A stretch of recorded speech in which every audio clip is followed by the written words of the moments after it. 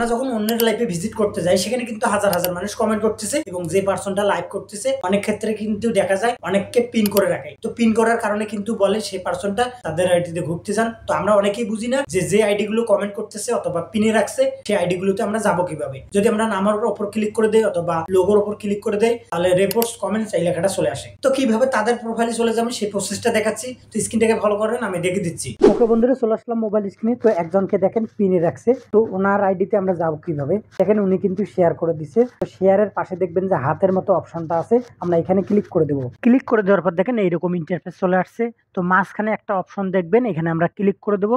Click করে দেওয়ার পর দেখেন এইরকম ইন্টারফেস চলে আসবে। তো আমরা উপরেরটায় ক্লিক করে দিলে কিন্তু আমরা তাদের আইডিতে প্রবেশ করতে পারবো।